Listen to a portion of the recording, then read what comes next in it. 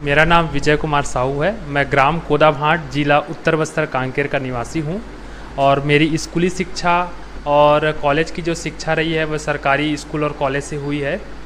और मुझे प्रथम जब असिस्टेंट प्रोफेसर बनने का जो दिमाग में जो आया था मेरा, वो मेरे फर्स्ट ईयर के जो प्रोफेसर थे उनको देखकर आया कि मुझे भी उनके जैसा बनना है। और मैं जब बीकॉम फर्स्ट ईयर में था तो उस समय नेट और सेट और उस समय पीएचडी के बारे में पता लगाया था कि उसकी क्या क्वालिफ़िकेशन होती है और उसका एग्ज़ाम कैसे होता है। पूरे परिवार जो है वो सब्जी बेचते हैं, आलू प्याज बेचते हैं और मैं स्वयं खुद जो है तीसरी कक्षा से मैं अपनी मम्मी और पापा के साथ जो है बाज़ार जाता था और अपनी पढ़ाई के समय भी मैं जो है अक्सर जो है आलू प्याज बेचने जाता था और उससे जो पैसे बचते थे मेरे, जो कमाता था मैं उससे मैं अपनी पुस्तकें और फ़ीस जो है पेमेंट करने के लिए मैं इकट्ठा करता था। मेरे पिताजी मुझे हमेशा सपोर्ट करते थे। मेरे घर में कोई पढ़े लिखे नहीं है, फिर भी बोलते थे कि बेटा तू जितना पढ़ाई करेगा उतना तेरे को सपोर्ट करेंगे। कभी भी मेरे को पढ़ाई करने के लिए नहीं रोके घर वाले।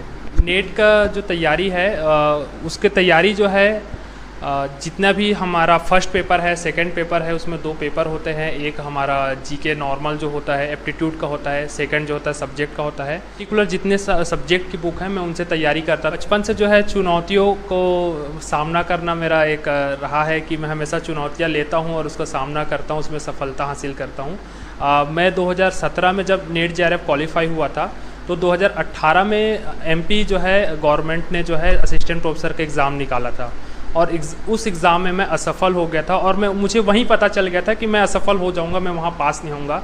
और उस समय मैंने बोला था कि मैं इस बार छत्तीसगढ़ में जो एग्ज़ाम होने वाला है मैं उसमें टॉप करूँगा। वो मेरा दृढ़ निश्चय था उस समय का और मैं जो भी करता हूँ सर वो दृढ़ निश्चय ही करता हूँ कि मुझे जो करना है। मैंने एक बार भी दूसरा एग्ज़ाम नहीं दिया। मैंने लाइफ में 2 एग्ज़ाम दिया, एक एमपी असिस्टेंट प्रोफेसर और एक छत्तीसगढ़ का असिस्टेंट प्रोफेसर।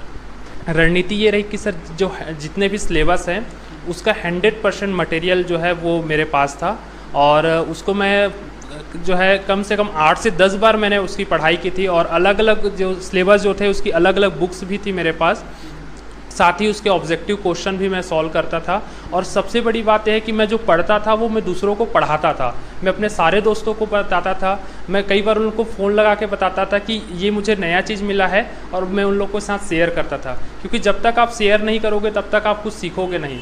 और जब आप किसी दूसरे को पढ़ाते हैं तो आपकी उत्तरदायित्व तो और बढ़ जाती है कि उनको और अच्छे से पढ़ना होता है। इसलिए मैं हमेशा दूसरों को पढ़ाकर ही पढ़ा हूँ। जितने भी नए विद्यार्थी हैं जो अलग अलग परीक्षाओं की तैयारी कर रहे हैं, मेरा उनको यही संदेश है कि आप जिस परीक्षा की भी तैयारी कर रहे हैं उसका 100% जो है आप जो सिलेबस है उसको आप तैयारी कीजिए और उसका नोट्स बनाइए, उसको अपडेट कीजिए और जितना हो सके आप एक माहौल बनाइए दोस्तों के साथ। और जो आप पढ़ रहे हैं कोशिश कीजिए दूसरों को बताइए, पढ़ाइए दूसरों को। जब आप बताते हैं तो नई नई कुछ चीज़ें सीखने मिलती है और जब आप किसी को बताते हैं तो दूसरे व्यक्ति भी आपको कुछ नई चीज़ें बताते हैं, जिससे आपका जो दोनों व्यक्तियों का विकास या जितने भी आप लोग का फ्रेंड सर्कल है वो सबका विकास होता है।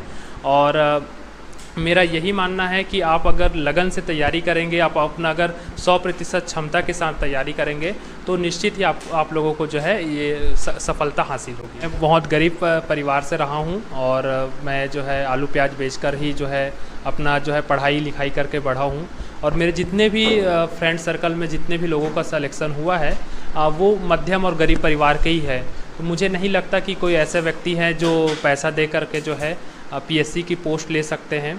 तो आप अगर कड़ी मेहनत करते हैं, ईमानदारी से मेहनत करते हैं तो आपको जो है किसी को कोई पैसा देने की ज़रूरत नहीं है। आपको सफलता जो है आपकी कदम चूमे। Subscribe now and press the bell icon. Never miss an update.